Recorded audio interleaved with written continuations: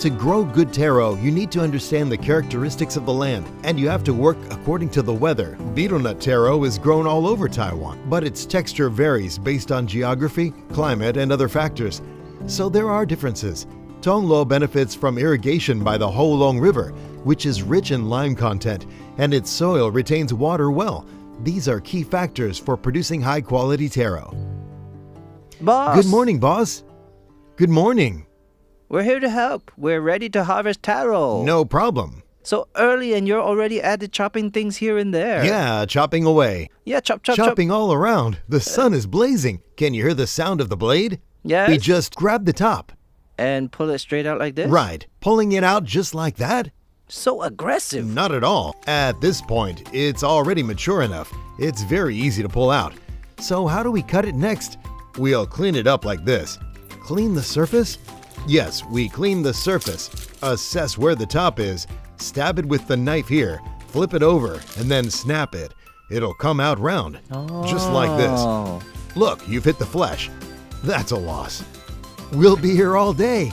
Let's finish digging them all up first. Dig all day long? That's right, no problem. And boss, I noticed a big pile of taro in the distance. Why are they placed over there? Are we supposed to move them there later? Yes, later we'll throw them over there. Otherwise, if we carry them one by one over and over, it might be...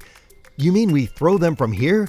Do you usually do it this way? Yeah, we usually throw them into a pile from afar. Boss, can you show us how to throw? All right, this good one here will throw it.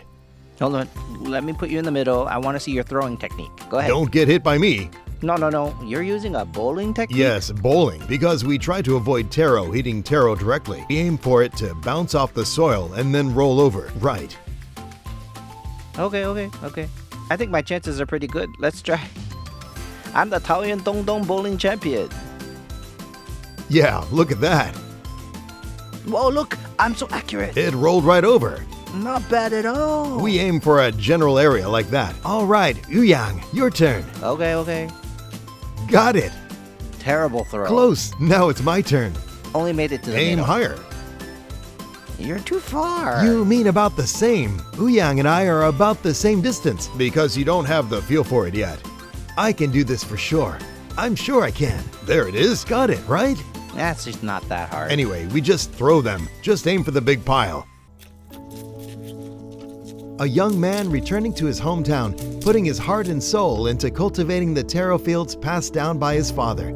They harvest only once a year, allowing the taro ample time to grow.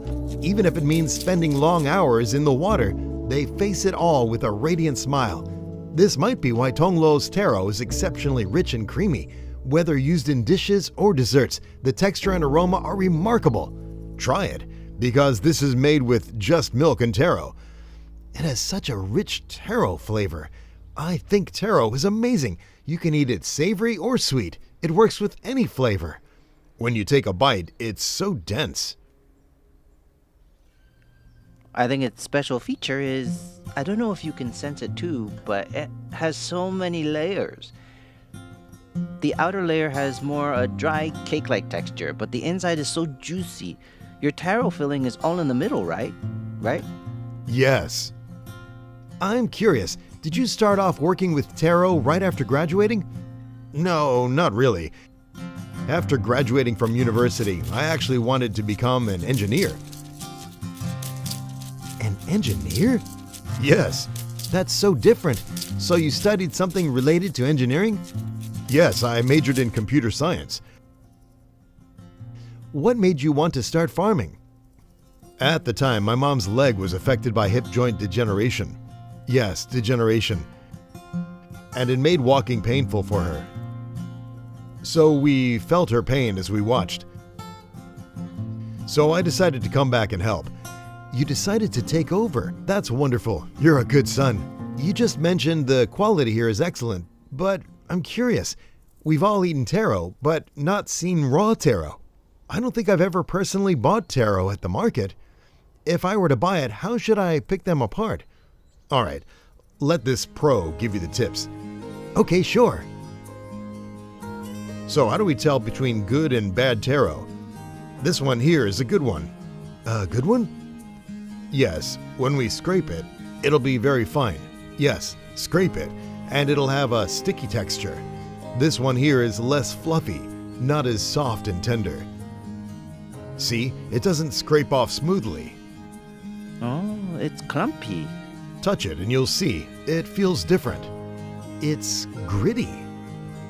Mr. Chen's taro, with its soft and smooth texture and sweet but not overwhelming taste, is truly unforgettable. Each bite brings to mind the fields where fresh taro is harvested. So natural and pure, but Tongluo offers more than just great flavors. There's also a lingering scent that is worth cherishing.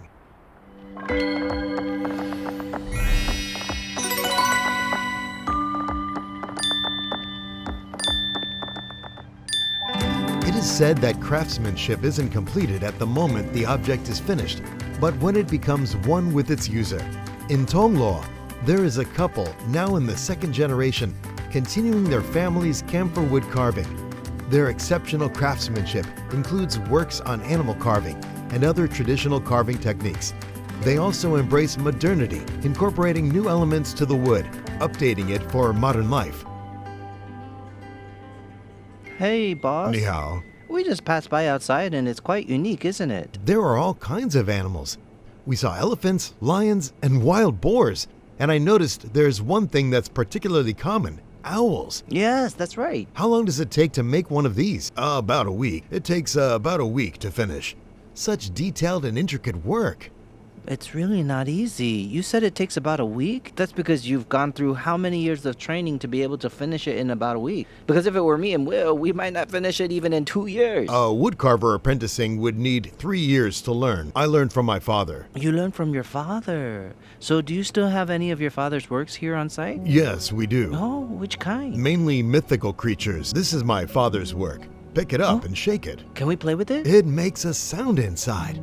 Yes, inside it has a treasure hidden in its mouth. This is carved from a single piece. It requires a skilled craftsman to create this. The technique is very difficult. Carving this is extremely challenging. It's definitely not just made by inserting the object after the fact. Also, I noticed that behind us here, there are so many walking sticks, right? They're all so unique. Look at this one. They get longer and longer. There's a design on top. It's a dragon, right? And boss, why is it that the shape and appearance of each one are all different? That's because it's made from natural materials. Yes, this part here comes from the root of the tree. It's from the root of the tree. Hey, really, look, each one is slightly different. It's from the roots. And the roots of each plant grow differently. They're all unique. You can really feel it when you hold it. Don't you think so? Yeah, look. You look like a wizard from a movie. So you said we can try this out? Can we experience making something like this? This is too advanced. It's too difficult, right? It's too advanced. But for an experience, we'd try something that's easy to get started with. Yes. Many people probably like wooden items, but wood carving seems very challenging. But today, we're going to personally try it out and take a wooden object home. Teacher, so what are we making today? What are we going to make? What is U.AMAZING going to start with? We're making textured wooden trays. Carving textured wooden trays. It's scooped out. Actually, if I want to put a cup of coffee here, I can, right? A coffee cup? Yes, you can. Teacher, what is this for? This is a pot for succulents. It's paired with a wooden base. Yes, it's usually paired with planters like these. This smells so nice. You can smell the camphor wood scent. Unlike ceramic or plastic pots, mine has a more natural feel with the grain of the wood on top. It's really different. I see 2 tools in front of me. Which one should I start with? Let's start with the round knife. Begin by working on the grain of the wood. Start carving that first. So first, we use the round knife to create the texture. When holding the knife like this. Well, let me do it with you. Hold it like chopsticks. Yes, grip it with the web of your thumb, like holding chopsticks or a pen. Like holding a pen. When applying pressure, use the web of your thumb. Use the web of your thumb and your index finger. Let me demonstrate. Like this. Lift it open. Why does it look so easy? Like sharpening a pencil. It looks simple. Yeah, but it's probably not. I'll probably mess it up later. The most important thing is safety. I need to remind you, don't place your hand in front of the knife. When working, keep your hand behind the knife. Keep it behind for support. Work like this. Alright, give it a try. Okay. I've already spent almost an hour and a half on this. I'm not kidding, and my fingers here are already blistered. But for me, this is a pretty great process because for me, every beautiful result comes at the cost of a tough process. Even though I can't compare it to the teacher who makes it so beautifully because his front region is all perfectly round and beautiful, but mine is full of holes and imperfections, the wood still looks like it needs a lot of work. But at least I have made this into something that holds a lot of round shapes. In the end, it's still my creation, so I'm still very happy. Now we have the succulent planter. Natural wood has good breathability and water retention. That's why I choose to use camphor wood or natural wood to make succulent planters, flower pots, or containers. This is great for kids. Kids can have fun with this. Yes, just like this. Now let's start by removing the pot. Okay. To remove the pot, first press down on the pot to loosen it. Loosen the soil. Okay? Loosen the soil. Okay, after loosening the soil, take tweezers and insert them directly at the root. Then you can lift it out.